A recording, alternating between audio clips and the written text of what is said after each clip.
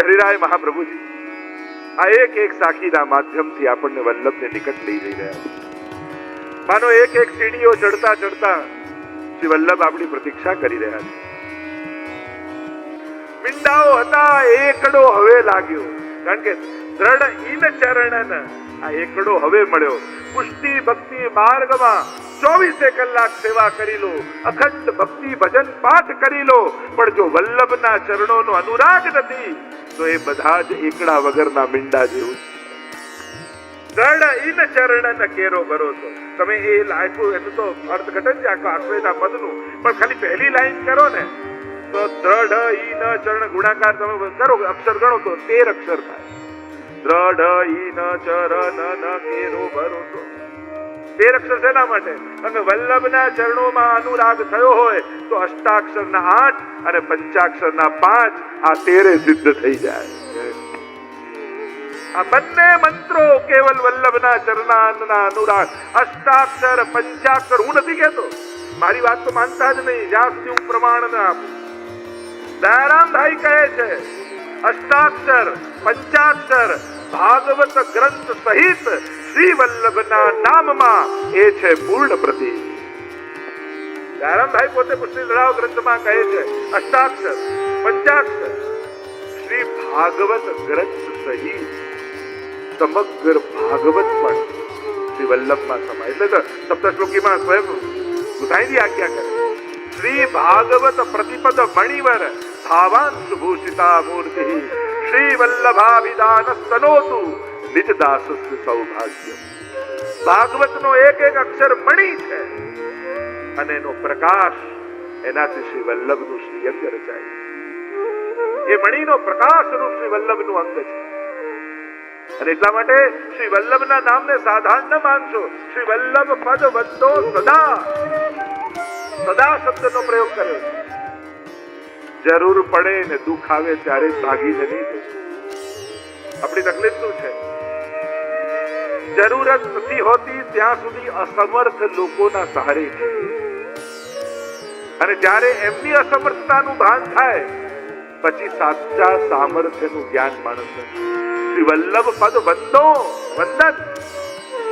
એટલે જ હું કહું જેને પગે લાગવા જેવું છે એને રોજ નહીં લાગો તો ન લાગવા જેવા લોકોને રોજ પગે પડવું પડશે. જે સમર્થ છે એના ચરણ નહીં પકડો તો અસમર્થ લોકોની આજીજી કરતા રહેવું પડશે. સમર્થને પકડી લો, અસમર્થો તો ભાગતા આવશે, સામેથી આવશે, શોધતા આવશે. તમને શું આપ્યું સુરદાસ? તમને શું આપ્યું પદ્મનાભ દાસે? તમને શું આપ્યું તબલાજીએ? તમને શું આપ્યું કૃષ્ણદાસ મેઘને? કેમ આખો દિવસ એમને યાદ કરતા કરો? કઈ આપી ગયા? અરે મેં તમને શું આપ્યું? જ્યાં કથા હોય ત્યાં દોડી દોડીને શા માટે આવી જાવ? હું તમને કઈક ચમત્કાર કરું છું, કઈક ફેરવી દઉં છું, કઈક લાલચ આપું છું, કઈક ભય આપું છું? કાંઈ નહીં. વિશુદ્ધ ભગવાનનો પ્રેમ તમને આપ્યો અને એનાથી ખેંચાઈ ખેંચાઈને તમે બધા આવો. કારણ તમે સંસારમાં રહો છો પણ તમે સંસાર માટે નથી બનેલા. હું જાણું છું તમે સંસાર માટે નથી, સંસારમાં ભલે છો. નાવ પાણી માટે જ હોય, પણ પાણીમાં નાવ આવી જાય તો નાવ ડૂબી જાય. પાણીમાં નાવ ભલે રહે પણ નાવમાં પાણી આવી જાય તો ડૂબી જાય. બાકી પાણીમાં જ ફરવા માટે નાવ છે. એમ જ સંસારમાં ભલે છે, સંસાર માટે નથી. આટલી જાગૃતિ સાથે વૈષ્ણવે શ્રી વલ્લભ પદ વંદો સદા. એમના પદ ચરણની વંદના, ત્યાં તો ચિહ્નોની પણ ચર્ચા છે. એ જો ચર્ચા કરવી છે તો 3 દિવસ શ્રી વલ્લભ પદ ઉપર જ નીકળી જશે આપણા. ચરણારવિંદની એટલી બધી ગાથા છે. પણ જીવનમાં કોઈ પણ ચિંતા આવે ને એનો મહામંત્ર મંગલાચરણમાં તમે રોજ બોલો. ચિંતા સંતાન હંતારો યત્પાદામ ભુજરેણવ સ્ત્રિયાનામ તાન નિજાચાર્યાન પ્રણમામિ મુહુર્મુહુ. ચિંતા નહીં, ચિંતાની પરંપરાઓ. ચિંતા સંતાન, સંતાન પરંપરાઓ. હંતારો હણાઈ જાય. તમારી પાસે એક અમોઘ ઔષધિ છે એ ચિંતાથી નિવૃત્તિ માટે. યસ પાદામ જેના ચરણ તો દુર્લભ છે. ચરણારવિંદ જલ્દી કોઈને મળતા નથી, એ તો બહુ દૂરની વાત. આપણે ચરણારવિંદ જોઈતા નથી, કદાચ તો અધિકારી નથી. રેણવ મહાપ્રભુજી હજી પધારી ગયા હોય ને, અને જે રજ ઉપર ચરણ પડ્યા હોય એ રજ, એ રણ કંકણ, એ રજ ખાલી મળી જાય. અને મળી જાય ને મુખમાં નહીં. રેણવ એનું ખાલી ચિંતન કરી લો. નામ સાત નિજાચાર્યાની પણ ક્યારે થાય? નિજાચાર્ય મારા શ્રી વલ્લભ પોતાના કરીને જયારે જાણ્યા હોય અને આવો દ્રઢ ભાવ હોય તો બધું જ સંસારમાં છીએ, સારું નબળું અનુકૂળ પ્રતિકૂળ ચાલતું જ રહેવાનું.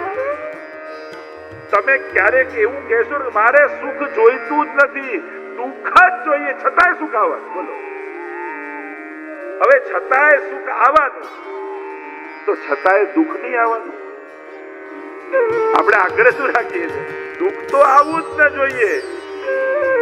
એ પણ સંભવ આ તો ચાલતું જ, આ તો લહેરો છે. એક વ્યક્તિ દરિયા કિનારે ઉભો હતો ને 1 કલાક 2 કલાક 3 કલાક પેલો વ્યક્તિ જુએ કે તું નાવા ઉભો તો નહીં લે, ઉભો કેમ છે? જોએ શું રાખે કે ના રાહ જોઉં છું કે આ લહેરો બંધ થાય પછી ડૂબકી લગાવું.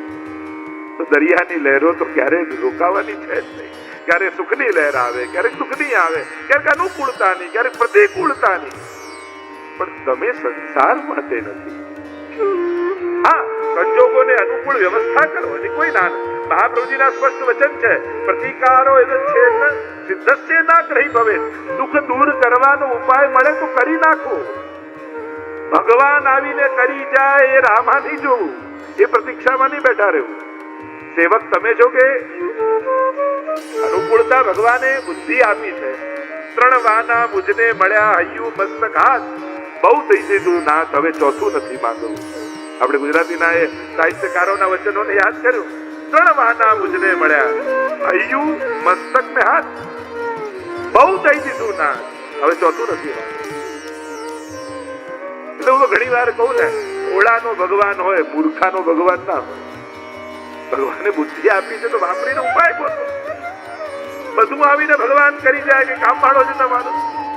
તમને બુદ્ધિ આપી, તમને હૃદય આપ્યું, તમને સામર્થ્ય આપ્યું, પ્રયાસ કરો, કોશિશ કરો. એવા બનો કે તકલીફ આવે તો 10 જણા જોડે ઉભા રહેવા આવે. બધા જોડે બગાડીને ઉભા હોય અને પછી કે હવે કોઈ મદદે નથી આવતું તો તે જ આ કર્યું છે. તારી જોડે કોઈ નથી એનું કારણ તું જ છું.